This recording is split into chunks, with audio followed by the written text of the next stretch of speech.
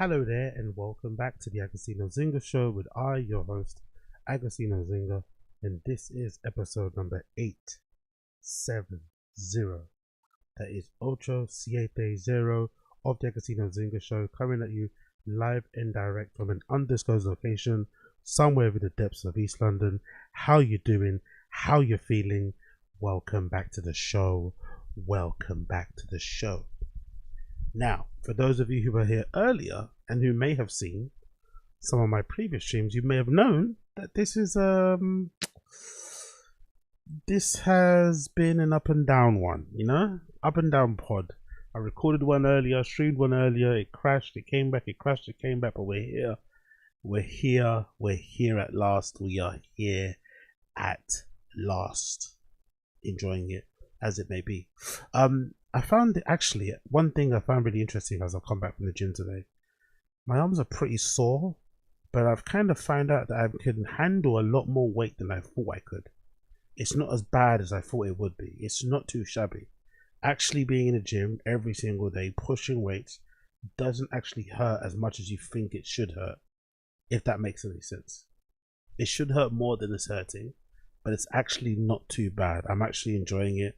I've had a good time doing it, and I can't wait to go back again. I'm already thinking, dreaming already of the next flipping plan of when I end up going back in there. So I cannot wait. Loving every fucking minute of it. And it also helps as the start of the year. There's not many parties on or raves and stuff, and hardly any distractions. I don't really have many kind of social friends I hang out with anyway, so that makes it easy when it comes to me and these type of things. But it has been pretty decent to be able to focus a lot of my time into doing all that sort of stuff. So I can start the year off somewhat good. Somewhat good, not the best, because it could be way better, but somewhat good is better than no good whatsoever. Somewhat good is better than no good whatsoever. So for those of you who are watching this show via YouTube, you may have seen the thumbnail, and for those of you who are listening to the podcast after the fact via the audio platforms, you may also see the cover image, and you may be wondering to yourself, or the title. You may be wondering, with the title and the cover image, what the flip is Agostinho talking about? I didn't know Agostinho spoke Urdu. Well, the title relates to the saying, if I'm not mistaken, the saying, which I tried to translate over there on the old Googles, was, "You're so stupid," right? That's what this title means. And I guess if I was trying to pronounce it, it would be like, Mujhay tumse Muhabbat hai. Something along that kind of line, for my Urdu speakers out there, translates to "you're so stupid." And I say that because Urdu is the language of Pakistan, and this lovely black lady has been causing a bit of a ruckus out there in Pakistan by her refusal to leave the country because she got catfished. Now, the circumstances around it are quite sad, I'm not going to lie. It's a pretty sad situation all around. Depending on who you believe, one account of the story is that she was a catfish. So she's the one that was putting unnecessary filters on her face, making herself look a certain way, and then she attracted the attention of a 19-year-old Indian boy, or Pakistani boy, sorry, who then she agreed to meet. When she got to the airport, or when she arrived in Pakistan and the guy saw her, he didn't like what he saw and he ran away, and his parents have now had him in hiding ever since because they don't approve of the wedding, or they don't approve of the marriage.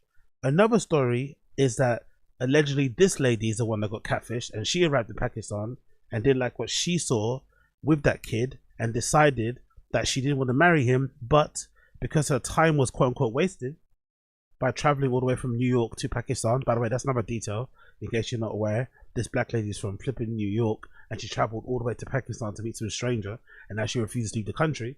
Well, the other story out there is that she got catfished, and now for her to compensate her for her time, she's demanding 50 to 100k or more, and she's not going to leave without that money. She wants the money to either come from the family, to come from the government, whatever it may be. The other really sad thing about the situation is that a charity reached out to her and offered to pay for her ticket to go back home. If she's stranded and she doesn't have any money, a charity reached out and offered to pay her ticket. She refused. There's also been another development with other Pakistani guys essentially being like, yeah, if you want to marry somebody, if you're looking for a husband, we're down. But most of the guys are saying that she's broke herself So why would they give her money? If anything, the guy, I saw a clip of this other guy saying that he actually wants her to give him money. And some of the dudes, you know, they look a bit rotten, you know, they look a little bit rot, they look a little bit wrong. So she hasn't got the best selection of the bunch out there. But the update on this story is as follows, courtesy of The Independent. American woman in Pakistan baffles internet as she refuses to leave after a planned marriage to a teenager fell apart, which is incredibly embarrassing, the title, right? American woman, teenager. I mean, it's like, bruh, I understand it's kind of embarrassing when you do get catfished. Like I said previously, I think most of us have been catfished or been scammed or been hoodwinked on the internet, and it can feel very embarrassing. It's even more so in a dating manner, you would imagine, especially if you shared intimate secrets or intimate conversations, you've had intimate moments, you just got to know somebody you feel like over the internet, and then you find out that person isn't who you thought they were. It can be very heartbreaking, but surely there has to come a point where you kind of, for the sake of your own pride, your own sanity, you decide to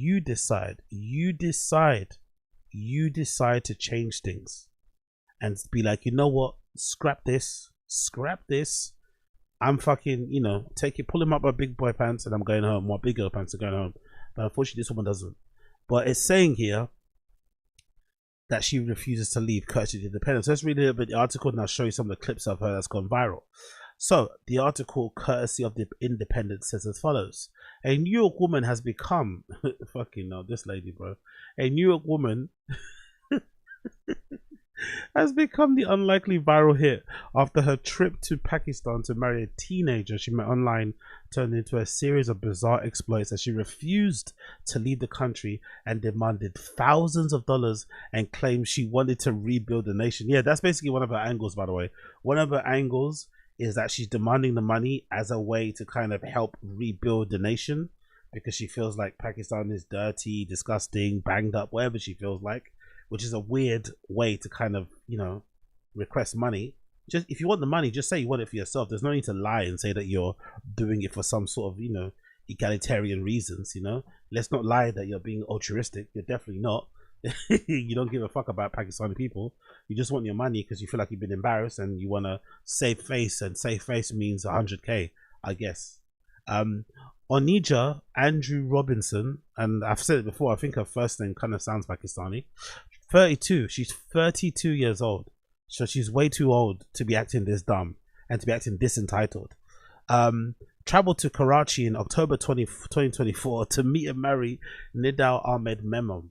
So hold on, has she been in Karachi since October and this story has only gone viral in February of 2025?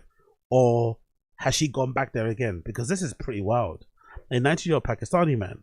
Upon arrival, Memon rejected and said her family... Upon arrival of this girl, Memon rejected her proposal and said his family was opposed to the marriage, leaving her stranded for several days in Karachi as her tourist visa expired, she claims. It was reported that money was raised for her to return, but she refused. You know what's really odd? Imagine you do get turned down by somebody, you're not stranded. You could just go home. Like, even if she went there to marry the guy, you wouldn't have stayed there forever anyway. Even if you did go there to marry him, you wouldn't have stayed there forever. You'd have to come back.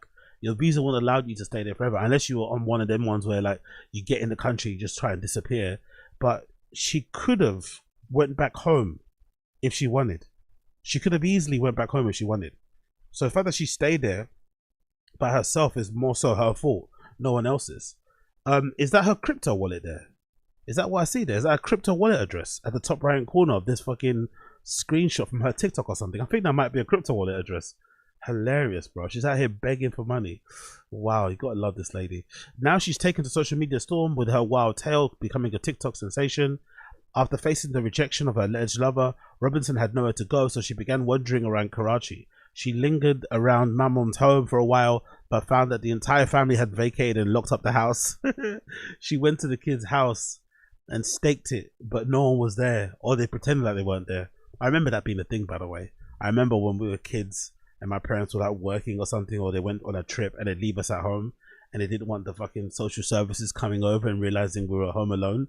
So you weren't allowed to answer the door and you had to play a game of like hiding and pretending you're not in there. And someone would be like, we know you're in there. We know you're in there. Can you please open the door, please? And you just don't move. I'll be punching my little brothers, like telling them to shut the fuck up as they're like making noises and trying to giggle. It'll be so funny, man. That fucking hide. Anyone that comes from an immigrant family knows what I'm talking about. Being left alone at home at ages that you probably should never be left at home alone. But your parents have to work, you know? They have to work, they have to make money. It is what it is. Oh my god. Meanwhile, a man claiming to be her son, giving his name as Jeremiah Robinson, gave an interview to Pakistani TV where he said his mother suffers from mental bipolar disorder and said the marriage to Memo never occurred. Jesus Christ. This woman's own son is throwing her under the bus. This woman's own son is throwing her under the bus. This is flipping wild. I'm trying to help her as soon as she comes back to the US. She was only supposed to go to Pakistan to meet him and his family, he states in a clip. It was not clear if that person was her son or how old he was. Robinson spoke at a press conference in Pakistan where she said, I'm asking for 100k or more. I need 20k by this week in my pockets, in cash. That's a demand to the government. So I've actually got a clip here where you can see her saying what she said here. Famous clip that's gone somewhat viral on social media of her basically berating a bunch of Pakistani reporters and shit as she refuses to go home. Which is pretty insane, man. Pretty insane. Let me play this clip for you 1 second as it loads. There we go. Let's see her. Okay, from Mr. Chipper.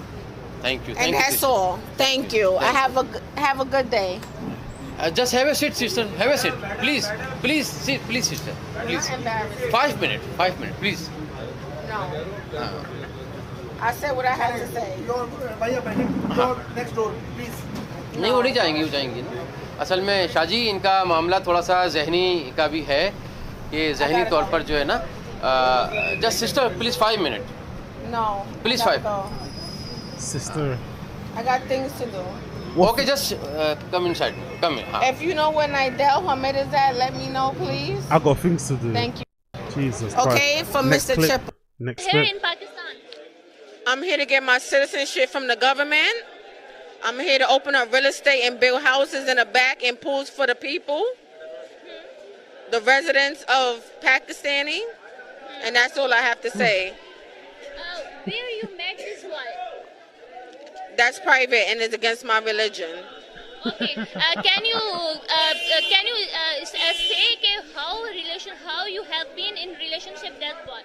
That's private. You got to pay me more than $4,000 a week for me to talk in USD. Here in Pakistan. I'm here to get my citizenship. What is your demand from Pakistani government? My demand from Pakistani government is to respect my religion, to give me more than 5,000 or more, 5,000 to 10,000 USD demand, so I can make Pakistan a better place. What is your demand from Pakistani government? No offense, but it's going to cost way more than $5,000 to make Pakistan into the image that she wants it to be, right? It's not. You can't just you can't just redevelop Pakistan for 5,000 USD. I think it'll take a lot more than that. But regardless, when I saw this clip of her and I saw her do a thing, there's another clip of her here actually. Let's play this one too, of her berating people. What she's saying on this one. This is a nice hotel.'s the owner right here. Thank you. I'm not the owner. Sorry, ma'am. Go get the owner, please. The owner is not here, ma'am. The owner. This is the owner. Say hello, everybody. This is the owner. Say hello. She's very shy. Don't worry about it. She's very shy. जी She's very shy. Room के लिए आई है अरे भाई not room available No, I'm not staying here. State को अजीब बना रहा है भाई। वो पहुंच गई है वहाँ पे, उसने क्लेम किया, उसने बोला ऐसा थोड़ी 4 महीने पहले मैं आई थी, रह गई उसको मत। This woman right here in the blue, she's very disrespectful in the back. Y'all need to get her out of here. Sir मैं टाइप नहीं कर पा Get a photo of भाई, her, मैं please. मुसलसल वीडियो Excuse पे me, हूँ, ma'am. Yes. What are you trying to do here? मैं I was trying to help your hotel. That's a now, good question. That's a y'all very can good shut question. this hotel down because they cheat people and they take people money. That's a very good You question. can pay all What are you doing? the workers in here $50K a piece every 2 weeks. Thank you very अगर आप much. इनको hotel दे सकती हैं तो छिपा foundation को पे करेगा आपको I want all the workers to come to the front. हाँ ये टिकट क्योंकि ये सिक्योर हो जाएगी अगर यहाँ को अगर रूम दे सकते हैं Sorry, sir, तो जो भी यहाँ पे पे कोई करना I है wonder what they're saying about her in Urdu. Get all the workers. They are getting $50K every week. They shutting this place down. This place is no good. It's gonna be under new management. Okay? I paid over a lot of money. Me and my husband, we have receipts here. I would like all the workers to have money. Can y'all get the workers? What husband? Room not allowed. She's very disrespectful. I'm not coming here to stay. I'm not coming here to stay. I came here to help, but since you want to be disrespectful, I don't want nobody to put no work. I don't want nobody to do nothing in here. Let's go.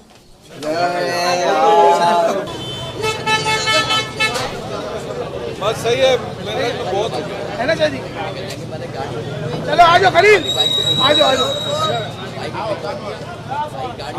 And now she just stood outside on her phone, talking to nobody with her luggage, looking embarrassing. And that's the thing that I wanted to say about this whole thing. I find this very, very, very embarrassing. There's no part of this story that's funny apart from what she has to say. But I find the idea of this grown-ass woman flying over to Pakistan to meet some person that she fell in love with over the internet, to get stood up in a very, because I believe the first part, I believe the first story that came out, that she's the catfish. I believe that she's the one who made herself look a certain way online with filters. And then when she went to the airport, the kid saw her and was like, oh my God, that's a grown-ass woman. She's a bit clapped. Not for me. And I think the embarrassment of that, the shame of that, the hurt of that has made her spiral. She probably has already underlying, you would imagine, some sort of underlying mental health conditions anyway that aren't helping the situation. But I find it incredibly, incredibly embarrassing that she's doing what she's doing. And it kind of feeds into this whole like thing that I see a lot of women do online, where they're very open to the idea of like receiving money from random people, especially men. This idea that money is enough to enable a random dude to like take you out, a random dude to be like intimate with you, a random dude to have your attention, a random dude to have your time, is very, very, very, very bizarre. This kind of willingness to do that sort of thing, because there's also this group of people, I think super naive women out there, who are really offended if a guy somehow feels like he's entitled to like some sort of intimacy, sex or whatever it may be, if they take you out on a date or they pay for something fancy. But then you look at some people, especially this woman, and the money that she's demanding, it's like, okay, so what are you willing to do for this money? Why do you think you're entitled to this money? What does this money guarantee? What does a guy get out of there if he does pay you 100 grand? Can he do what he wants with you? Well, do you have no rights? Like, is that how much you're worth? 100 grand? You're worth 50k? Is that how much you're actual worth? Your love, your attention, your fucking time, your support, your encouragement, everything else, that's worth 100 grand. That's how much you value yourself only. It's quite ridiculous and quite scary to see this type of thing happen. She's lucky she's a very strong-minded, very vocal black woman, because you could imagine if this was somebody else, maybe with a different complexion, maybe it would have went a different way. And because she's American, maybe the accent and stuff kind of scares them because they don't want to get in trouble by doing anything bad to her. But going to another country, a foreign country like this, so far away, I don't know how many hours it must have been in the plane, because for sure she probably was on coach. Imagine flying coach to go meet some stranger in Pakistan, spending what, more than 10 hours on a plane to go there, and then you go there and you get turned down. I'd imagine, or the person doesn't even you get ghosted. The person actually ghosts you. I can imagine even the strongest person, myself included, it could probably give you a mental break. You probably could suffer some sort of mental break. So it's no surprise that this lady is going through what she's going through. But I think the way that she's dealing with it is wholly embarrassing, and she just needs to hurry up and get home.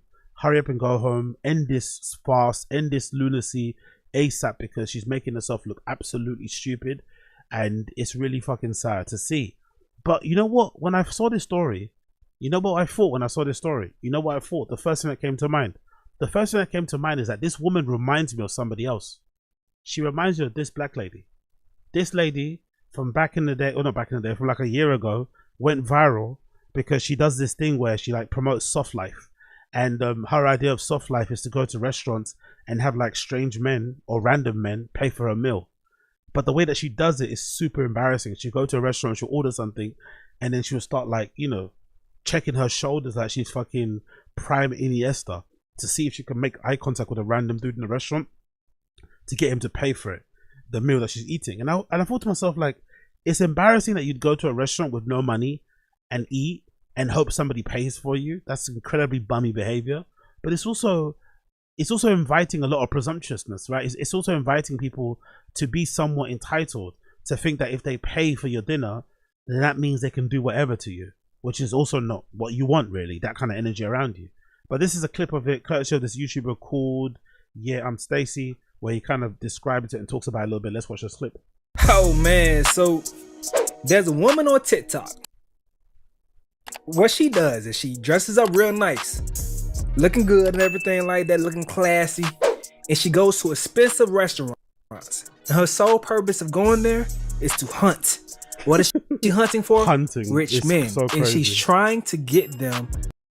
That's a good point. She's literally hunting to pay for her food. And she's out here on TikTok giving tutorials on how to do this shit, bro. This is crazy. Check this out right here, man. Sad. Pub, you spot your target who's going to pay your bill, but a waiter is having a long ass conversation with him. Look at how long she's checking her shoulders. She's cranking her neck like a meerkat. Constantly scanning, like, God almighty, so embarrassing, bro. And by the way, that's a huge glass of wine she ordered for herself as well. She ordered herself a large glass of white wine, a Chardonnay, a nice dinner, a nice fucking main meal, not small. So this is a hearty meal. She's eating well, and she's not paying for it. She's waiting for somebody else to pay for it, a stranger. But she just got to make eye contact. It's like, God almighty, man. Surely you have to value yourself a little bit more than do this type of behavior. Pure bummy behavior.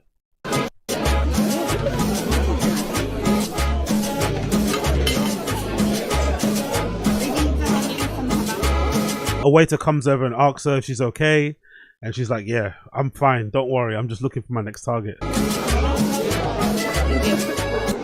So that video right there going viral, and people are clowning her because she keep looking behind her like damn Michael Myers walking up on her ass. Some shit I don't fucking know. Keep looking silly as hell. But people are going in and clowning her. This is the first time I've ever seen all parts of Twitter agreeing on one thing. Like, I'm talking about the feminist Twitter, the damn manosphere Twitter, everybody like, oh yeah, get her out of here. But I'm gonna show y'all what people are saying in response to this, and I'm gonna show y'all her results. And I'ma keep it G, I ain't mad at it, man. But don't be surprised with what you see. Godspeed merch collection is out right.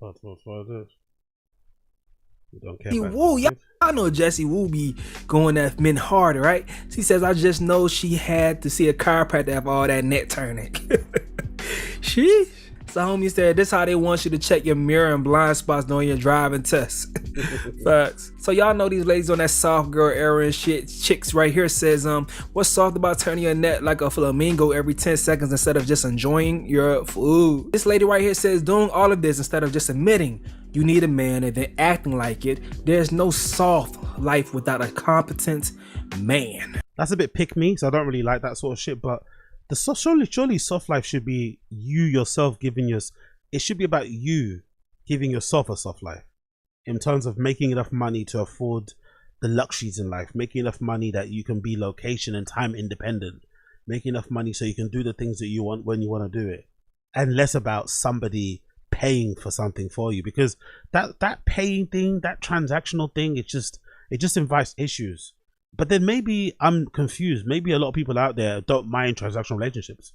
Maybe some people are like, you know what? If a guy comes around who's got enough money, who likes me, I'm willing to do whatever. If he's cool and he's nice and he's got money and he's willing to fucking fund my lifestyle, I'm down with whatever. Maybe that's the case, but I don't really get that feeling. I think some people out there want the fruits of that. They want the gifts of that sort of person, but they're not willing to do what's necessary to secure it. Which is understandable too, right? You know, no one probably enjoys getting shat on their chest and shit. But sometimes you gotta do what you gotta do if you want that Birkin, innit? This is homeless behavior, bringing back shame. And sometimes you can have some shame. Yeah, it's okay to have shame sometimes. It's not every day that you have to be shameless. Exactly. That's true. Homie says, so if he stood up to leave, she would have held his shirt? I don't know, homie. That's a good question. I don't know. But matter of fact, let's get into some more videos where she's going to eventually show you guys the results. So this person asked her this question, and this is her speaking on it right here. Hey guys, so I got a lot of questions like this, which were really funny. Like, I'm crying right now. The answer to that is no. So the question, what's the question, Margaret? The question is, I'm so confused. You just go to the restaurant and uncomfortably stare at men till one offers to pay. That's the thing as well. That's a good question because it is quite uncomfortable. It's not even like she's being seductive. You know, it's not like a seductive. It's not like she's being flirty or seductive in any way. She's just looking to make eye contact, like as if like that is the international sign to like get your wallets out, lads. Get out your fucking bank cards. Get out your cash. A woman needs to be paid for. It's like, I don't know. Show some shoulder. You know, wave your hand in the air or something. Flutter the eyebrow and flutter the eyelashes. Do something to fucking earn the fucking free meal. Like, I'm crying right now. The answer to that is no. I went to a very family-friendly restaurant. I'm talking literally, it was screaming babies at almost every single That's table. even worse, to be My fair. objective was to eat brunch, and I spot this. My objective. Imagine going to dinner by yourself as a grown-ass woman and saying my objective. Fucking hell, mate. Treating men like they're targets like that. Oh yeah. If a guy uses that sort of fucking verbiage about women, it's gonna be fucking crazy online, isn't it? Remember when all those pickup artists would do that though? The pickup artists, I forgot what they call girls, pickup artists. What is it? It's not targets. It was something very demeaning. I forgot what they said when pickup artists do that. When that whole, because they got cancelled in the UK, there was a big community of those pickup artist dudes that were filming like street. I think they called it street pools. But I forgot what they called girls. I don't know if it was targets or something, or maybe it was hits. I forgot what it was. This guy was sitting next to me, and he was the only person that was sitting alone. So I'm like, shit, I might as well talk to somebody because I do that. Like, if I'm sitting alone You're not and talking someone to next anybody to in me the is video. alone, I'm She's going to talk to lying. them. And if they don't want to talk to me, then I love how people can lie when the video evidence is there. You didn't talk to anybody, madam. You were just staring uncomfortably. Like, also doing this in a family restaurant is kind of gross. I'm not gonna lie. Going to a family restaurant to do this sort of game is kind of gross. Surely you should be doing this in a more, you know, I wouldn't say upmarket, but maybe a little bit more of a, you know, of a hippie place where there's a lot of more young, single, no, just there's a lot more just older people who are like childless. That might make more sense. Maybe a cocktail bar with a great menu. Maybe you're gonna have more luck there because there's guys in there probably want to fuck and that want to eat and drink. you know, I'll just keep doing what I'm doing. So wait, I seen another video. She said she had a totally different objective. We're gonna get to that. Let's keep listening. you know, I'll just keep doing what I'm doing. So the waiter is across from me, and the guy is like pretty much like next to me facing the other way. So the guy can't see me looking at the waiter. I was facing the opposite direction, if you will. So yes, I would highly advise you to not do what I did if you are going to be looking at your target, pretty much. You don't want to be staring at your target the way I was staring at the waiter. Like that's not cool. Hey guys. The target. Anyway, that woman in Pakistan reminds me of a lot of this girl. She really does. They have the same sort of energy. It's a very strange connection to make, but I feel like this woman in Pakistan has the same sort of energy as that lady that was cranking her neck over there in that restaurant trying to get a free meal for herself. It's just loser bummy behavior, and I hope for better for these people. I hope they just want more from life. Even that young girl, she's young enough to like go get some money and figure it out for herself so she can be independent and not rely on any man. I think that's the biggest flex. The biggest flex is should be able to go to restaurants, fancy ones, in like amazing dresses, in amazing heels, with your hair done, smelling fucking amazing, and be able to pay for everything that you're eating and refusing fucking free drinks and people paying for your meals. Do you know what I mean? Like actually being a boss ass bitch. That's actually what people should be wanting to do. Not wanting to go to different countries and beg people to give you 50k, 100k, or also in this regard, not checking your shoulders a million times so somebody can pay for your fucking calamari in some family restaurant. Allow it. But again, what do I know? Absolutely nothing. You know what I do know about though? Marcus Jordan getting arrested. I spoke about this on the Random Show a little bit, but I have to cover this on here as well. Marcus Jordan, the son of, yes, you guessed it, Michael Jordan, was arrested for I think a DUI, also resisting arrest, and I think the most important one, and the one that spiked my interest, cocaine possession. cocaine possession, which shouldn't be a surprise actually, because if you remember a few weeks back, there was a picture of Marcus Jordan doing something that I've never ever seen before, which was eating food or being at a table where there's food and also doing bumps of coke. I've never ever seen somebody or been in a position where those two things were somewhat doable. So when I saw this shit, I knew this guy was a real party boy. I knew he was out here in the field doing what needs be. And I gotta be honest, when I saw this, I was kind of proud. You know, some people talk about being proud with random people. I was kind of proud when I saw it. I was like, you know what? At last, we've got a Nepo baby doing actual Nepo baby shit. Not trying to surpass or emulate their fucking rich, successful parents. Not trying to follow in their footsteps. Just enjoying the money. In his case, shoveling all the money, all the hard work your dad did up your fucking nose, and just living your life. Not caring a shit about extending a legacy, not giving a damn about trying to do your own thing or leave your own fucking imprint. Zero. You're just here for a good time, not a fucking long time. I rate it. I rate this way more than a Nepo baby trying to convince you that they're an actor, trying to convince you that they're in it for the right reason, to do this, to do that. Nah.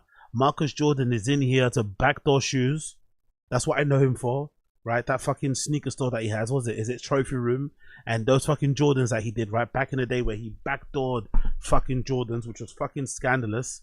Let me see if I can get that actually. Marcus Jordan backdoor Jordans, or backdooring shoes. It was a famous clip. Actually, it was a famous picture someone took at like a hotel lobby somewhere, where allegedly someone was transporting boxes of fucking Trophy Room Jordans to another person, like transferring them. So these Trophy Room Jordan 1s were all the rage a couple of years ago. Everyone wanted them, and a bunch of them got backdoored, obviously, so you couldn't actually get them. And it was exposed, right? Somebody exposed that he actually backdoored the shoes. As you can see from this thumbnail here, you can kind of see a picture here that shows you some of the boxes that are getting backdoored and that were at some hotel that somebody was paying for to get them. And obviously, because he's Marcus Jordan's son, he never got his Jordan account taken away from him. I don't think so. I don't think there was an official communication from Nike or Jordan Brand regarding it. They just act like it never happened. So imagine the son of fucking Michael Jordan makes fucking Jordans and then ends up backdooring them, essentially selling them out of the back door to other people to then go and resell, thus limiting the amount available for retail for regular people like you and I. So I've never really had the favorable impression of Michael Jordan. I've always thought he's a bit of a piece of shit. But when I saw him shoveling some white powders up his nose while he was eating, which is something that if you're familiar with adult vitamins, if you're familiar with adult multivitamins, and if you're familiar with some of this stuff, you'll know the last thing that you want to do is eat. The last thing you want to do is eat. But somehow Marcus Jordan was able to smoke, eat some watermelon slices, some fucking shrimp, have a smile on his face, text some baddies while he was shoveling what looked like snow up his nose. And according to some people, the restaurant that he was at, allegedly, some people are suggesting that this could have been some sort of play. Some people are suggesting that when he was shoveling that snow up his nose, that he could have called the paparazzi on himself, allegedly, which is absolutely crazy, because allegedly the restaurant itself was on the side of some mountain, so it was really hard to get to. But when I saw this, I knew he was a real party boy. I knew he's out here doing the work, doing the Lord's work, having a good time, and leaving his legacy as one of the premier Nepo baby party boys of all freaking time. So when I saw this headline of Marcus Jordan, driving his car onto the train tracks, I wasn't surprised in the slightest. I was not surprised in the slightest, and it really did kind of fill me with somewhat joy to see this Nepo baby doing crazy Nepo baby shit. Let's play the video of Marcus Jordan's arrest. Let's see, hopefully it plays here. Bear with me a second as I quickly refresh it. But yeah, I found this whole thing fascinating. I loved every minute of it, and I can't wait to see how this story ends up developing as time goes on, because this is what we want to see from celebrity kids. We don't want to see them trying to achieve things and fucking fulfill their dreams and destinies. No, forget all that shit. Be a Nepo baby, embrace it all, embrace it all. Let's go back. There you go. You guys good? Yeah, we're trying to. Our car's a little stuck right now. I see that. My car's a little bit stuck right now. So according to the story, 2 police officers are driving down that road. They see car headlights in the bushes. They inspect it, and what they find is Marcus Jordan had somehow drove his Lamborghini Urus onto the train tracks. And he was driving drunk, so he didn't know where he was, and he was trying to get off the train tracks, but his car wouldn't move. And then when the police officers get there, they start talking to him, and this is what he said. You want to help us? We're going to try. Huh? We're going to try. What happened? What happened? How'd you get on the tracks, man? They have no idea that he's drunk first. They're being very... By the way, this is very good. No, I'm going to take it back. I'm going to give the police officers credit. I think they know he's drunk. I think that most likely they know he didn't end up there because he's a bad driver. He ended up there because he was under the influence. But they're trying to make him relax. So they're approaching him in a very friendly manner, almost very jokingly, almost kind of friendly and shit. But they know he's probably drunk or high. I think so. Alright, good. Help us try and reverse this thing out. Well, hang on. You are stuck. Big up Don Dot in the chat. That lady looking for the guys to pay her bill needs to find out where Marcus Jordan eats. She'll get a free bump too. Yeah, definitely. She'll get a little... She might even get a cheeky 8-ball. She might even get a cheeky 8-ball. Maybe she'll get like a Jordan sign, right? A Jumpman logo fucking spoon or some sort of silver emblem so you can kind of, you know, scoop all the shit out with it. Come here. Damn. You know the trains come by right now, right? No, I know that. There's a girl in a car too, by the way, who's probably wide as fuck as well. It's a nice Lamborghini Urus though, in a nice royal blue color. I really like the color, I'm not gonna lie. That's why I'm trying to get the fuck up out of here. We thought we were making a right and I fucking turned onto the train tracks apparently. Oh, look at the slurring. Did you hear the slurring there? Oof, ooh, ooh, ooh, ooh. He sounds like he had a good night. I'm trying. But yeah, we're not getting back in the car right now, okay? The reason why, so... Do me a favor, keep your hands out of your pocket. Yeah. Keep your hands in your pocket. There's nothing in my pocket. That's all, I'm gonna pass you down one person. Put your hands out there, you boy. Oh, man, you know... Bro, I'm Marcus Jordan. I'm Michael Jordan's son. Oh my god. The ease at which he said that, it proves that he probably says that a bunch of times.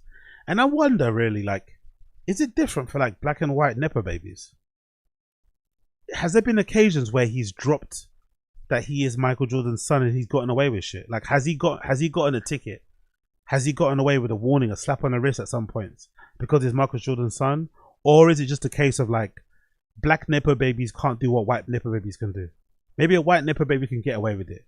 Maybe speaking to the police officer a certain way.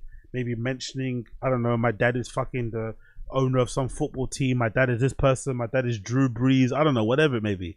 Maybe that will help. But I wonder, or maybe police officers enjoy it. Enjoy putting you for the ringer if you do drop shit like this. If you do name drop, maybe police officers don't care about your race. And they really go out of their way to enjoy kind of making you squirm. Enjoy making you jump through hoops. Enjoy basically ruining your night, making you have a mugshot, making you go viral, you know? It's because, you know, for sure these police officers have seen the press. They've seen the attention that this arrest has garnered. So they're probably giving themselves a pat on the back. They're probably, you know, being fucking bought drinks and shit by people, you know, to tell them, hey, you done a fucking good job, well done. So I wonder how it works. Like, I wonder if black Nepo babies get treated differently than their white counterparts, or if it's just the same across the board. Just annoying rich little kids. Who knows? Okay. I'm not doing anything wrong. I'm just trying to get home, and I made a wrong turn. Okay? And clearly, we would just like to get our car off of the fucking train tracks. That's not happening. It's which true. we were. He's trying so hard to sound sober and to sound like he's not fucked up, but clearly they know he's fucked up. Not trying to be on. Look at his face. That's the face of somebody that's been skiing. I mean, I'm just saying, if there's 6 of us and we throw this thing in reverse. Well, I've already got concerns for your level of impairment anyways, okay? So that's why. Because I can smell alcohol coming from you. What do you mean, why? Imagine saying why. Sir, your car is on the train tracks. Your car is on the train tracks. The road's up there. Your car's down here. Cars don't belong on train tracks. Trains belong on train tracks. Cars belong on roads. You drove off that road. Most likely because you're drunk and high, and I can smell it. You say why? You know, reminds me of a football player kicking a man before he scores a goal in the penalty box, and then scream at the referee, "Why? Why?" It's like, bro, you know why? You just denied this guy a clear goal scoring opportunity, and it's in a box, and you didn't touch the ball, and you nearly broke his leg. It's a red card. Go home, man. Go to the showers. Why are you complaining? You're on train tracks. Okay. So come on, man. Just listen to me. That's why I don't want you back behind the wheel anyways. Okay? I'm fine behind the wheel. I just would like to get my car out of this. We'll deal with that after this. Okay? I'm fine behind the wheel. Sure. But that's why I had to get you out of the car. Okay? Because I hear spinning tires. I hear slurred speech from you. You're driving on train tracks. I'm not slurring anything, and I'm okay. I'm letting you. I'm not slurring anything, and No, I have concerns. Okay? Well, I appreciate that. Driving a vehicle, I can't let you back behind the car and drive a vehicle. I appreciate your concerns. Yeah, I don't want. But I am not inebriated. Oh my god. Anyway, Michael Jordan got arrested, as you can see here, courtesy of the mugshot. He looks like he sobered up a bit there and realized that's the face of somebody that realizes this is going to be all over social media, isn't it? That's the face of somebody that realizes this is going to be all over social media. He knows. He's like, fuck, I'm going to be viral, aren't I? By the way, that's a tough hairline, isn't it? For a Nepo baby, why do you keep your hairline like that? Go to Turkey, bro. Get that sorted out ASAP. Why would you have your hair like that? Or just cut it bald like your daddy. But why would you have such a fucked up hairline if you're a Nepo baby? Especially the son of Michael Jordan. Go get that shit sorted ASAP, bro. The article says, new police video obtained by TMZ Sports shows Marcus Jordan name-dropped his famous father to cops in apparent effort to get out of trouble. The footage was captured by Maitland Police Department officers' body cameras right around the time the cops first discovered Marcus, a woman inside the blue Lamborghini that had gotten stuck on the train tracks. Initially, you can see in the video that Jordan tried to move the car off the railway with his foot on the gas, but when the pricey ride's tires spun in place, no matter how hard he pressed, the cops asked him to get out of the vehicle. Jordan tried to get the police officers over again to help him break the car free, but as he was eliciting signs of being intoxicated, his speech seemed slurred and his balance appeared off. Cops made it clear that they weren't going to assist in that task. Instead, they asked him to pat him down. When they felt along his waist, he brought up his NBA father. Jesus Christ. Cops eventually walked Jordan away from the car, which is said to cost $300,000 after he admitted having a night out in the town with some beverages prior to getting behind the wheel. They administered some field sobriety test, which I'm sure he kind of failed. After cops felt he failed the test, they put him in cuffs and told him, "I believe you had too much to drink tonight," and he disagreed with that. Seconds later, the cops can be seen in the car searching his persons. As they dug around one of his pockets, they pulled out a small baggie full of white powder. Oh no! He definitely had a good night. He's not got that much left. He's probably, from my eye, that looks like probably about 2 to 3 lines, or maybe 4. You can maybe squeeze 4 lines out of that. That's about 4 lines worth there. Again, don't ask me how I know, but that's probably about 4 lines worth. God damn it, bro.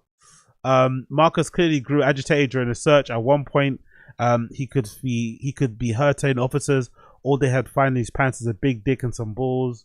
Wow. As they tried to pull him back in the patrol car, moments later, Jordan did not want to get in and demanded chill the fuck out. Eventually, he got in and they transported him to a nearby jail. On the way, Marcus quarreled with the officers over the level of fame. He also intermittently sang along to the cops' radio. Marcus was ultimately booked on 3 charges: DUI crash with property damage, possession of cocaine, and resisting an officer without violence, and he was released on custody a few hours later. As he left jail, Marcus did not speak to reporters. Neither nor his dad have since commented on the situation. I wonder what Michael Jordan thinks of him, man. Does he think of him as a loser? Like, imagine being Michael Jordan and having a son like that. Like, it's just like, it's not like he's going to be a killer and a warrior and a fucking freak like you. But having a kid like that must be so disappointing, and you're like, what the fuck, man? Like, what the absolute fuck? He's probably done everything for him. He's given him he's given him the best education. They live in nice areas, surrounded by great people, great network, you know, and he's just made nothing of his life. Absolutely nothing, except for partying, getting fucked up. And how old is he too? He looks like he's too old to be even doing this sort of stuff. I'm not gonna lie. How old is he? He looks like he's way too old to be this reckless. How old is he? 34. He's 34 years old. That is way too old to be this reckless and to be this much of a, you know, of a loser, basically. He needs to get his act together. But as a viewer and as a fan of mess and as a fan of nonsense, I love to see it. I really do love to see it. So keep it up, Marcus Jordan. Keep it up. You're one of the last remaining party boy Nepo babies. You're out here doing the thing. You're enjoying yourself. You're doing something rare, which is being able to take bumps while also eating food, which is somewhat bizarre in my personal opinion. I've never ever seen someone be able to have an appetite after a sesh, but you seem to have one. So congratulations. Keep on doing what you're doing. You did nothing wrong. You did everything correct, in the words of DSP. You did nothing wrong. You did everything correct. Continue on, Marcus Jordan. Continue on.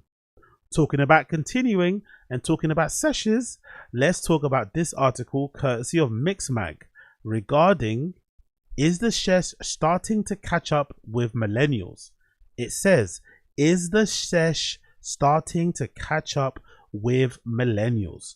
This is an interesting article, something that touches me a little bit, and I thought I would comment on it, especially considering that I've kind of had an interesting evolution when it comes to getting on it and being on the session stuff. And over the last few years, I've kind of realized actually that I actually legitimately enjoy going out and raving for the raving sake, for the sake of hearing new music, watching DJs perform, talking to strangers in the smoking area, and just hanging out, more so than I enjoy getting on it. I think in the past, especially when I lived at home, I found raving an escape from the banality of my everyday life, or sometimes, especially when I was kind of, you know, rebelling and going through my little angsty stage living at home, I found going out an escape from like the tyranny of my parents' kind of fucking authority and shit and rule, and sometimes them not letting me get out.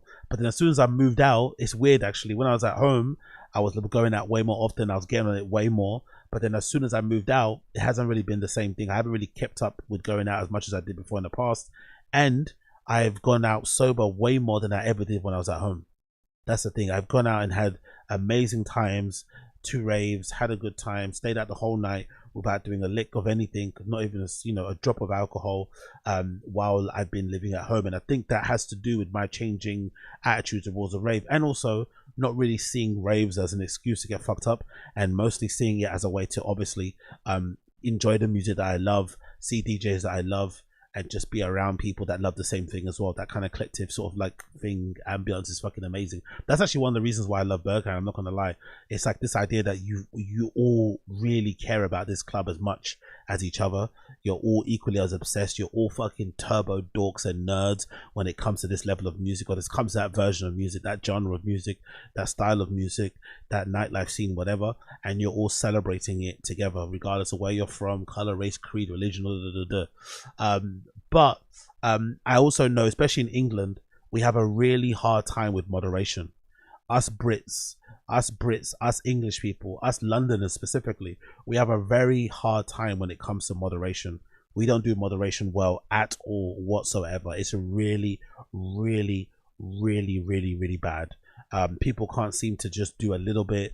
People can't seem to do stuff on the weekends. People can't do stuff in some settled balance. It's always all on or all off, which is really bad, because when it's all on, it's all on. So this article, I think, will be illuminating on that. So let's go on. This is courtesy of Mixmag. It's written by a writer called David Hillier. It says as follows: shall we buy another bag? For the Sesh habitué, this question typically posed somewhere on the premium between the pub and bar club closing. The sunrise is a well-worn trope. That cocaine ordered now will be laced with leather scone a canine worming treatment or benzocaine is a mere triviality in the early morning's dopamine fiend, because the spirit of the sesh is one of endurance, fueled not just by coke but alcohol, ketamine, methadone, 2C, CK, psychedelics, literally anything with ramifications for health be damned. But is the sesh starting to have a deeper toll? Beyond that of maxed out overdrafts, existentially challenging Tuesdays, and first terms with your local delivery drivers. England and Wales' recent annual drug statistics revealed a record increase in deaths related to drug poisoning to 5,448 people. 47 of those involved in opiates, but most eye-catching were the cocaine deaths. They spiked by 30.5% in 1 year to 1,118, nearly 10 times that of 2011. The biggest cohort of these now was the 30 to 39-year-olds who suffered 335 fatalities. That is wild. I did not know it was that bad. People are dropping like flies courtesy of the sesh. That is a little bit too much, bro. Jesus Christmas. I think that story of what's her name, Kate Quigley, because I heard actually from people, allegedly, the comedian Kate Quigley was involved in a really tragic situation. I think it was during the pandemic, where she went out. No, I think it was after a club night or something. They went to an Airbnb, and Kate Quigley, the stand-up comedian, and her friends ordered some coke, and they were doing lines in the Airbnb, and unfortunately the coke was laced with fentanyl, and they got super high and they passed out. And when Kate Quigley woke up, all her friends were dead. Like, if I'm not mistaken, I think all her friends were dead, everyone. So I think it was like 3 guys and 1 girl, and she's the only one that survived. So I think if that sort of thing happens, I don't know, that's the kind of thing that would make you want to quit everything. That's the kind of thing that make you want to go completely sober. But I have heard from some people, allegedly, that she still gets on it. So that didn't stop her. You know, imagine waking up and seeing all your friends dead and it still doesn't stop you from doing drugs. I don't know. Maybe there's no saving you. Maybe you don't want to be saved. Maybe that's the reason. Who knows? Numbers of people accessing treatments services for powder cocaine also rose by 10% from 2022 to 2023. Plus, there's near record alcohol-related liver diseases deaths in over 35s, and 2023 also recorded the third highest statistics for MDA-related deaths, nearly half of which were 30-year-olds and over. So, how did we get here? And in an era where Generation Z are embracing sober curiosity and doing less cocaine, and most recent drugs use stats showing that 25% reduction in most 16 to 24-year-olds across a single year, how did the nation's cess perennials evolve towards a healthier future? I don't think that's true. I don't think it's true that Gen Zs aren't doing as much drugs. I think the ones that are reported, like, you have to imagine, you have to be a certain level of a dork to even respond to these sort of like reports, you know, votes, polls, whatever they may be. Most people who are actually outside aren't going to respond to these polls. But I've been out enough times to know that the Gen Z kids that I see in clubs, they're fucked. Like, they are super fucked. And if anything, they're way more fucked because they're doing a lot more shit super early, because a lot of them sort of skipped a lot of years of development because of COVID, right? A lot of them maybe missed out on actually going to a university campus. Most of them missed out on going to college and moving away. They had to kind of grow up in this weird bubble, COVID bubble. So some of them are a little bit immature, or some of them are trying to play catch up. So they end up doing way too much, and they end up looking way more haggard and older than they actually are, which is a shame really, considering how young they are. But I do think the whole idea that, you know, Generation Z kids are doing way less drugs and millennials are doing all the drugs is not true. I think everybody that's still out now, because what I think happened as well in COVID, everybody that was like over going out and thought it wasn't that important anymore just moved on and did other things. Whoever's left behind now is just still holding it down. It's still getting on it. Simple as that. Those are the ones who are still holding everything down. And they're doing all the drugs, they're doing all the booze, they're doing everything under the sun. I don't think one generation is worse than others. I think everybody's just as bad as each other. I think it continues. Numbers of people accessing treatment. So how did we get here? And in the era that I've read that already, let's scroll down. The British disease. Okay, hopefully this talks about the inability of us to have any sort of balance and control. So the Sesh entered the vernacular in 2015 via Facebook named Humans of the Sesh. Really? Its admins using monikers like Brown Sauce and Grand Fiend posted memes venerating a lifestyle of late nights and longer mornings, which only ended with the last wrap has been licked clean. By the way, I never understood people who do that, who lick the baggies and stuff. Like, that's a bit gross. You don't need to do that sort of stuff, to be fair, but hey, if you want to lick stuff, go ahead and lick it. A Vice article published in the following year declared that 2016, Our Communal Annus Horribilis, incorporating Brexit, Trump's first election, and the roll call for heroes' deaths from David Bowie to Prince to murdered MP Joe Cox, was the year of the Sesh. The writer Angus Harrison makes a link between these short-term triggers and a broader austerity-led atrophying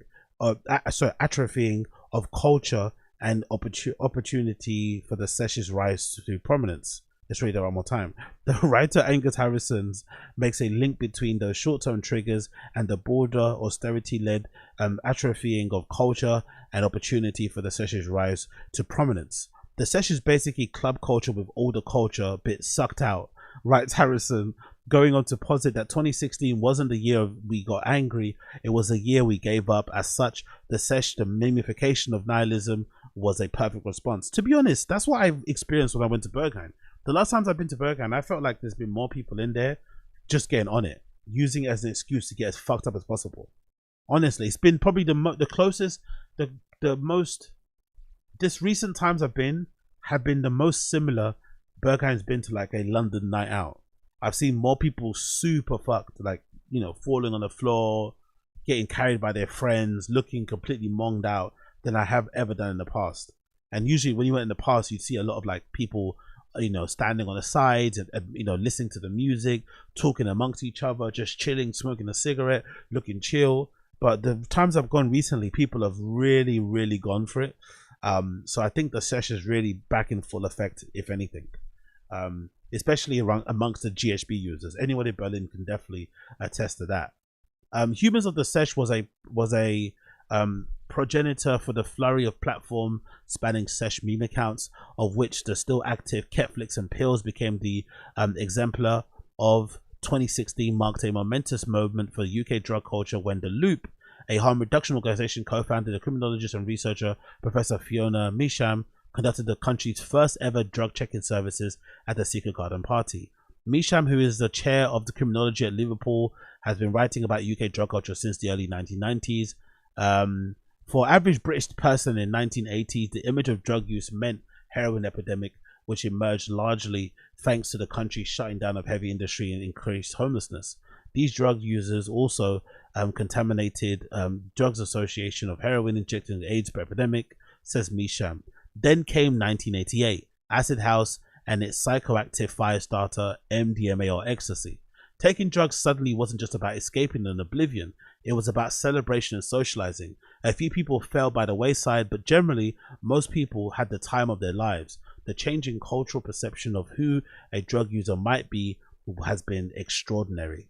Ecstasy became increasingly visible within popular culture throughout the 1990s, from Ebenezer Gold in the veiled references to Taking Pills to beloved club culture films like Human Traffic. Yet MDMA users' preference for water over booze posed an economical headache for the booming nighttime economy that was being used by Tony Blair's Labour as a driver of civic revival in towns that Thatcherite recession left to rot. You know what's funny though? I think I've seen way more people now drinking on stuff like MDMA and ecstasy than in the past. In the past, it was very common for people to sprinkle some of that shit into the bottle, especially if you got it in crystal form. But I've seen way more people now drinking or kind of sprinkling their gear into a bottle of beer, into a pint, into a mixer, not actually doing it in water, which is probably the best way to do it so you don't get super fucked up. But you know, people nowadays just want to get completely obliterated. To combat this, and with the media-led furor around Lee of Betts' 1995 ecstasy-related death still ringing in the ears of national worried parents, alcohol producers developed alcohol pops and alcohol-containing energy drinks. These, along with the doubling of the wine's consumption between 1980 and 2000 and the 2003 Licensing Act, which already dished out extended licensing hours to over 50,000 venues, helping make drinking spaces no longer a seminal perverse of the stellar swilling blokes. Coke's normalization occurred in lockstep. Use more than quadruple since Liam Gallagher sang about doing the White Lion in Oasis's 1994 proto Sesh anthem Cigarettes and Alcohol. It reached record levels at the height of indie sleaze. That's a very good point. That indie sleaze era definitely was a time when people were getting on it a lot, when 6.5% of young people took packet or took a packet. And for a nation fizzling with a culture of extreme drinking, one that Tony Blair labeled the British disease, and still endures a 2023 research suggesting we're the third. Wow.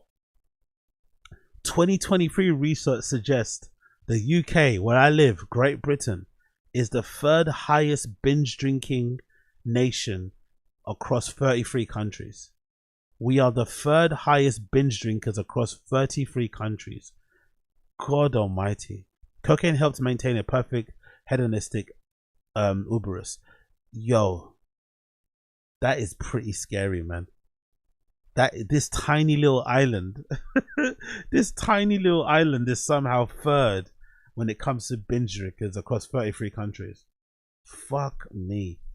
The drugs simulating properties sharpen up the soporific effects of GABA, the relaxing neurotransmitter released by booze, which keeping your neural pathways flooded with dopamine, a reward chemical that makes everything, whatever you say, hear, share, learn, even the one that mate that's always talks to you about pyramids at 5 a.m. more meaningful. Misham suggests that some of the group have carried on with drinking and drug use, though it's not as often, and it's fair to speculate that these primo caners are the kind of people falling foul of their habits. Yeah, that's the thing I've noticed.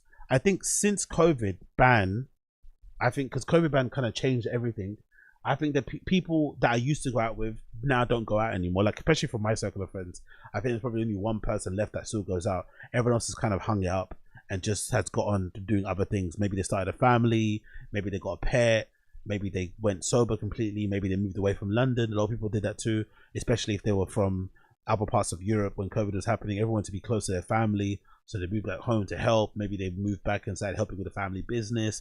Maybe they got a job. Maybe their lifestyle or demands changed, because London also is a very expensive city and it's also not the greatest. There's not a lot of fun things to do. You have to pay for literally everything in this country. You can't even sit on a fucking bench for free. So maybe a lot of people just thought, you know what, I had my time, I had my sesh, I had my good times. I took part in indie sleaze. I took part in all these fucking times that were available when fucking Dawson was fucking popping, all this malarkey. Now I've had it. I want to move on and do other things. So those are the ones that leave. And I think they're a big chunk, which is why a lot of clubs are suffering probably when it comes to making money, when it comes to selling tickets, because those people, which I would love to call, it's for lack of a better term, they're like casuals. They go whenever they feel like it, but they're not like super committed to like getting on it. Those people are super integral to nightlife in clubs, I think. The regular schmegular people who kind of go out from time to time, they might go out to a club after a work night because they're still out at 10 p.m. Those really contribute to the overall bottom line of most clubs. But now those people have gone. They've taken up running, they've taken up fucking Pilates, they've moved back home, they've got a dog, they've got a kid, they're married. Now you're seeing the difference in the club landscape, and the ones that are left in the club landscape, unfortunately, are the super pro caners. They're the ones that really enjoy it. They really fucking enjoy it. While newspaper reports of festival drug deaths tend to concern younger people overheating from MDMA, Misham tells Mixmag that it's not usual for a person dying at a festival dance tent at 4 a.m. to be a dad or older millennial. Wow, really? It's not unusual. Fucking hell. She says the Loop's annual survey shows that 1 in 6 festival takers only take drugs at festivals. Perhaps they're ravers or party goers who become parents but leave their kid with their grandparents for an annual blowout. He'll take loads of pills and cocaine like he used to, but he's lost his tolerance and both drugs are much stronger now, so he has a heart attack. It's absolutely tragic. Yeah, that's something that I think has been also an effect of like the darknet markets and things like Telegram. Now people have access to like way stronger drugs, because I think in the past the drugs that were, especially in London, the drugs that you get here are just horrendous. By the time they come down here, they've been fucking bashed and mixed with loads of fucking horrible shit, which probably explains why people just stick to drinking and go crazy on the booze. But the stuff here isn't that great. But I think once darknet markets became popular, Tor, crypto, and now specifically with stuff like Telegram and shit, I think that opened the path and opened the doorway for people to get access to really good stuff, really high quality stuff. But unfortunately, the high quality stuff is super strong. And if you're used to having Bosch stuff and you have really high quality stuff, it can take a while to get used to it. But I can only imagine the people, because I think it happens to kids too. You hear about these kids dying in festivals, and most of it is because they take too much. They never like slowly progress and take bit by bit. They always take too much.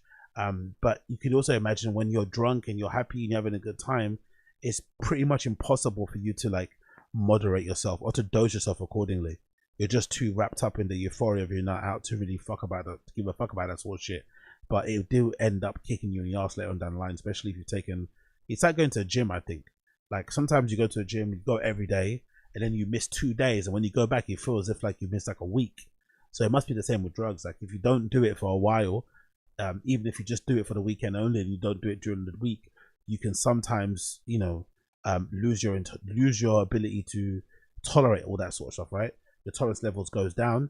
And then when you start taking a lot again, guess what? Boom, you're in trouble, and suddenly you're being fucking administered Narcan, and you're in the back of an ambulance somewhere. It can get very real very quickly.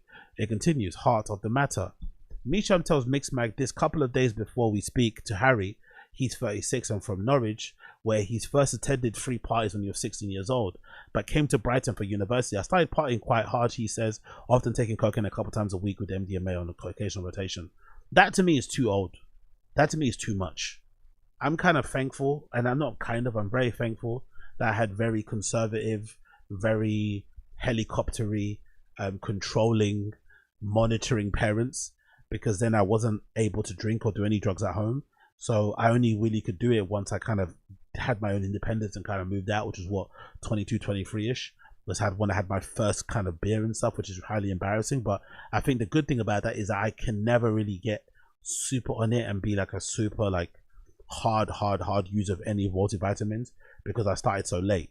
And you know, now that I'm older, it's like, man, it's a bit lame. You know what I mean? I'm kind of over it. But I feel like surely if you started younger, you should have been over it far earlier. I feel like if you started drinking or doing drugs when you were 16, you know, you've probably seen and done it all. Like it really isn't, it shouldn't be that interesting to you past the age of maybe 24, 25. You've literally done it all, and you're not gonna see anything different. You might see different festivals, different club spaces, but essentially you've seen everything nightlife has to offer.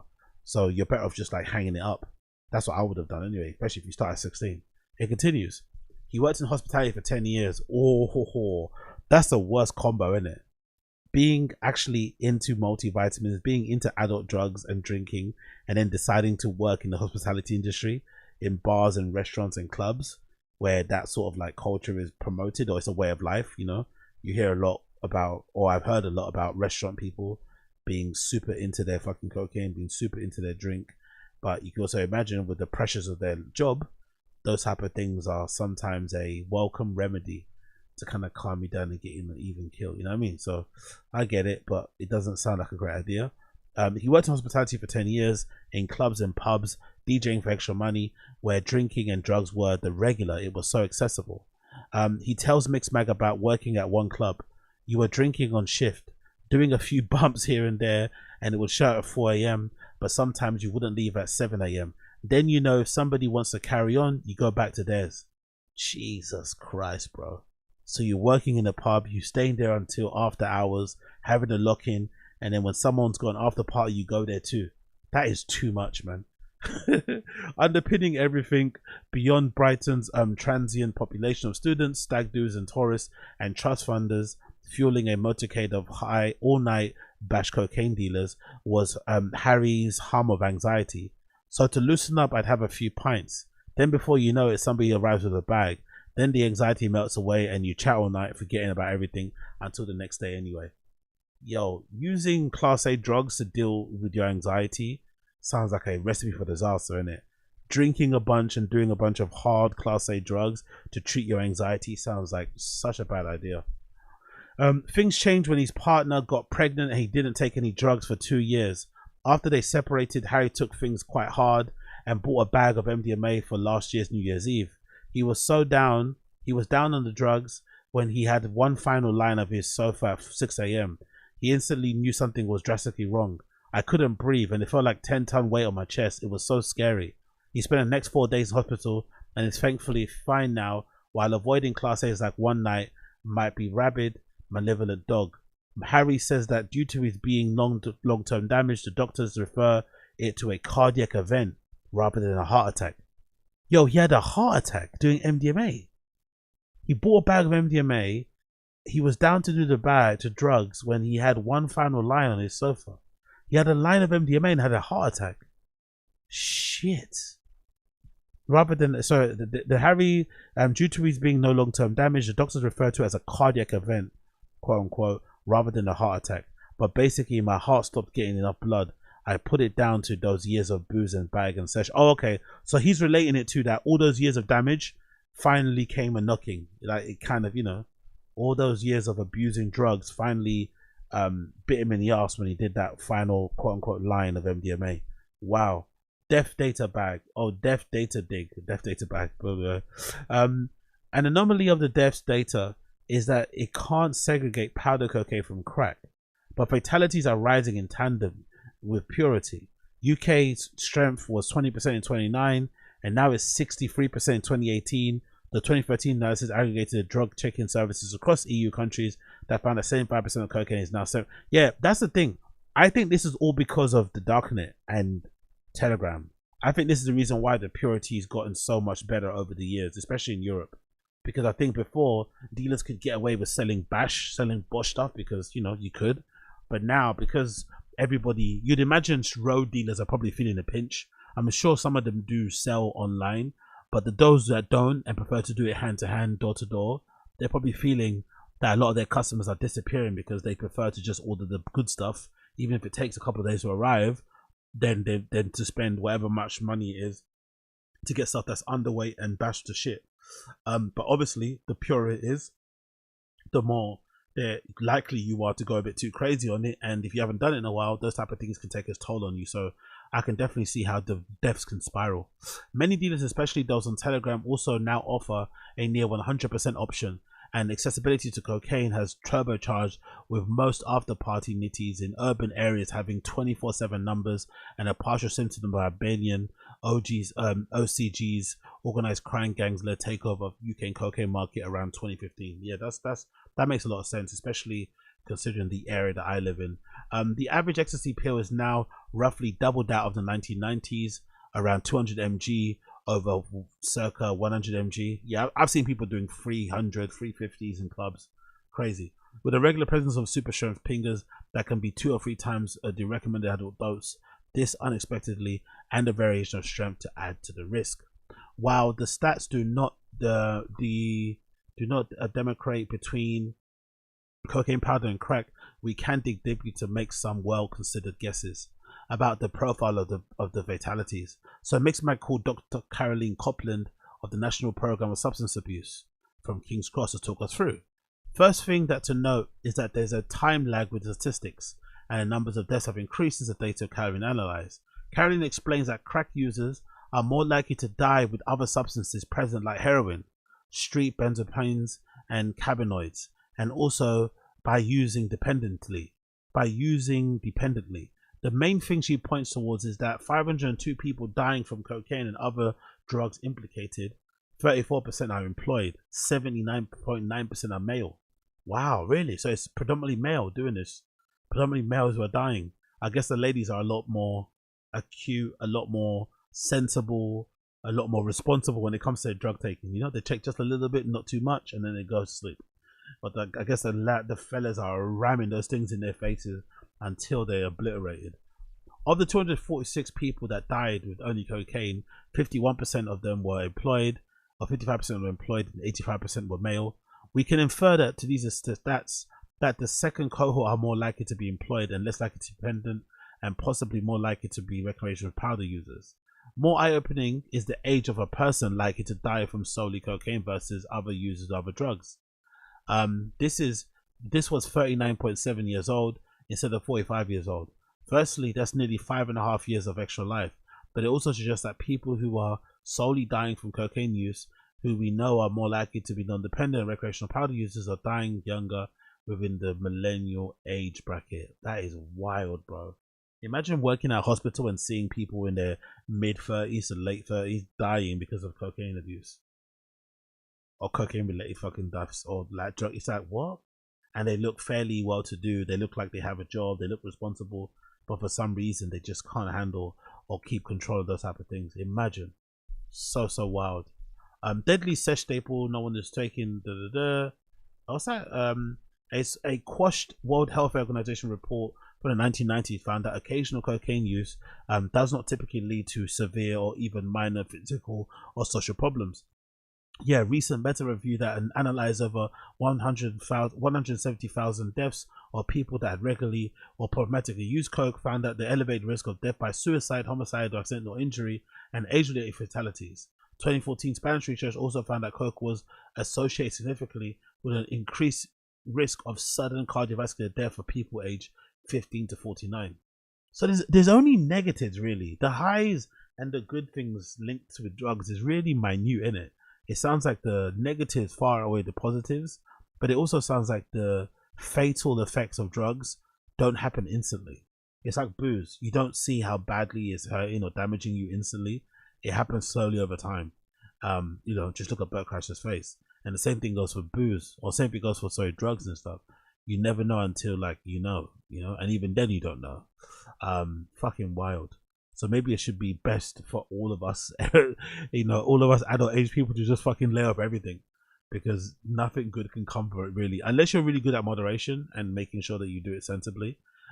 Yes, but I think everyone else should just probably lay it off completely and just go back to drinking water and chilling out and having salads and shit, because Jesus Christos. It continues. What the average users, whether getting it on once a year or month or week, might not know about it is called cocaphylline, a substance that uniquely synthesizes when your body tries to metabolize cocaine in the presence of ethanol. People are more addicted to cocaphylline than they are to cocaine or alcohol, says Dr. Ryan Zafar, postdoctoral fellow at the Center of Psychedelic Research and Neuropharmacology at the Imperial College London. Fancy? Around 90% of cocaine users use it with alcohol. So when we talk about cocaine addiction, or when we talk about cocaine deaths, we may actually be seeing the impact of cocaphylline addiction on deaths. Interesting. Okay. Zafar points to the recent systemic review from Netherlands that found that 18 to 25-year-olds increased the chance of sudden death from cocaphylline exposure to cocaine alone, plus the greater chance of mitochondrial injury or cardiac arrest. Cocaphylline takes double the length of time to be metabolized in the body, so it has longer effects, says Dr. Zafar, adding that we had much more public health messaging about cocaphylline, emphasizing its many dangers. A quote here says it has an inhibiting effect on the cardiac of channels. If these shuts down, it could lead to a mitochondrial infraction, heart attack. Your liver, and kidneys also experience that. He calls it triple whammy. So yeah, man, it seems like there's no positives. There's no positives. Doing drugs in any way, shape, or form is gonna shorten your life, and it's just gonna fuck you up in the long term. Do you get me? You probably should just leave this whole thing alone, really. Let's do another one. Shall we buy a bag? In his book Psychonauts, drugs writer historian Mike J writes about Sigmund Freud's early penchant for cocaine, which resulted in 1884's fluidity composed Uber Coca paper. J posits that Freud originally saw coke as a salver for a condition called neurasthenia, a relatively new disease of the nervous system brought on by what Jay calls the pace of life and the demands of business industry were pushing human machines beyond their limits. Imagine you suffer from neurasthenia, and then you decide to self-medicate with fucking cocaine. Do you know how insane that is? Do you know how insane that is to self-medicate because you feel like you have some sort of nervous system issue and you self-medicate with cocaine? Sounds like a really bad idea, or a good idea depending on where you are. A personal view is that the Sesh, a particularly coke's place within its DNA, is a bit misunderstood. There's clearly a strata of oblivion seeking and trauma numbing, while supposed use by the boorish hooligan element is very edifying and definitely bad for the planet. But most users we know use the Sesh to temporarily find their own own form of neurasthenic relief while connecting with people in a way that they generally feel so conscious to do so. I don't think it's even that deep. It's just a fun way to extend the night and not go home. Because sessions or afters only really happen when you have a good night. I've not really been at shit raves and then somebody said, yeah, let's all go back to mine for like a session. It doesn't happen. It usually has to happen when the party or the rave is good and then you want to continue the party and someone suggests something and then you just fucking hop and skip over. That makes a lot more sense. I'm David. Oh, but anyway, it continues. This feels especially true for men, particularly men. Particularly talking about a man in a divided, deprived country like Keep Calm and Carry On is literally the national anthem. So who don't have the natural cues and perhaps the communities to slow down. It then became a fiendish social crutch to unpick, largely due to Coke's skill at reorganizing your reward hierarchy, broadly meaning that anything that doesn't result in a massive dopamine dump becomes less interesting. So you just gravitate towards it seamlessly. Especially after your rational decision-making brain has been impaired by 4 quick post-work pints. Jesus Christ, man. Jesus Christ. Honestly, I fucking love this stuff. I really do. It's so fascinating. But it doesn't have to be negative. The sesh is a big part of British culture, yet it's still a taboo. It's got that shame attached to it. But we had such amazing time and it shaped who we are, says Laura from Crave the Rave. We spent so many times meeting weird and wonderful people in strange situations. It made us really open-minded, but there comes a time when you have to leave it, this piece of identity behind it. That's hard. That's the whole point though. I think the shame of seshes or the shames of asters is more so the fact that you know you shouldn't be there. That's more the shame associated with it, because there's a time when there's fun, there's a time when forest raves are fun, there's a time when all that shit's fun. Sharing fucking one baggie between 7 people is fun, but after a time you just be like, you know what, I need to get my own multivitamins, I need to go to my own rave, I need to go out to my own places and just kind of see what's out there. So it's always fun, but I'm always also a big believer in like never being at a party too long. Something I've always kind of stuck to, especially when it comes to house parties. I've always been, I think, a really good guest. I always know when to leave. I'd never overstay my welcome, and I think the same applies for like clubs or just being a person, just to make sure that you don't overstep or overstay your welcome and have people thinking, you know what, maybe they should ban everything, because you're so annoying. It continues. It's now almost cliche to say that the more well-being conscious and skint generation are drinking less.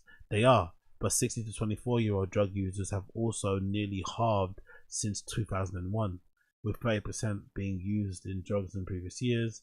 The most recent statistic had it down to 16.5, although ketamine users generally thriving increase of people reporting treatment in 2014.